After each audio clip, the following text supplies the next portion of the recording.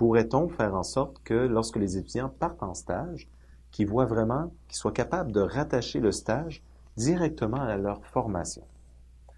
En ce moment, les étudiants, pour prendre leur expression, ils vont dire, bon, je suis allé en stage dans la vraie vie. Donc, si les stages, c'est la vraie vie, qu'est-ce que c'est les programmes? On peut se poser la question.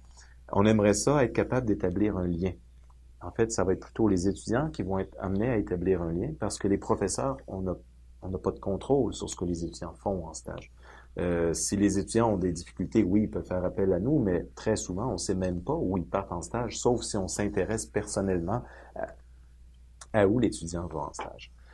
Donc, on aimerait justement, avec l'histoire des 12 qualités du BCRPG, je peux pas croire que nos étudiants, quand ils partent en stage, durant 5 trimestres, donc ils ont 20 mois d'expérience en stage, je peux pas croire qu'ils ne se développent pas sur le plan de la communication, sur le plan du professionnalisme, sur l'apprentissage continu, sur le travail en équipe.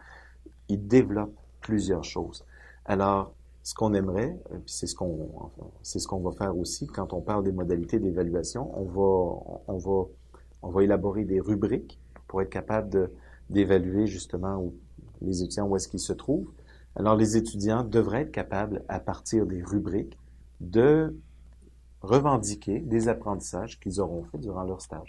Mais voici, à la dernière évaluation, vous avez considéré que j'étais à ce niveau-là, sur le plan de la communication.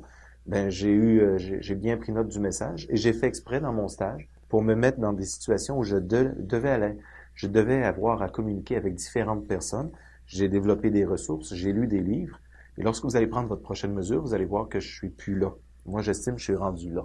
Alors, l'étudiant va avoir hâte à la prochaine évaluation, si je peux dire, pour est-ce qu'effectivement il y a eu une amélioration. Donc, je pense que ça va permettre à l'étudiant de revoir aussi la pertinence de son programme par rapport au stage. En ce moment, il y a vraiment un découpage. Il n'y a pas assez de liens. Je viens juste d'avoir un exemple, mais il n'y a pas assez de liens pour cet aspect-là.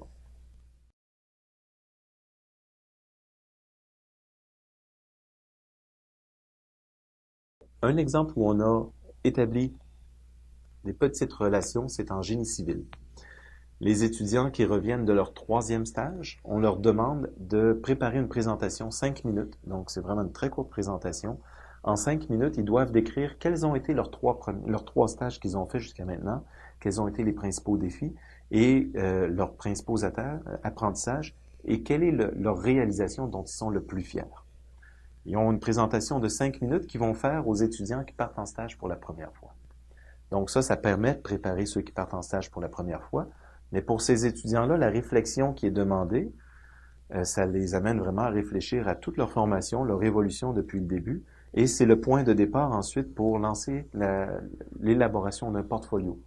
Alors on demande, à partir de la 6e session, si je ne me trompe pas, les étudiants en génie civil doivent, 5e session, ils doivent construire un portfolio électronique où ils vont justement présenter leurs apprentissages et tout ça. Le portfolio est très libre en ce moment.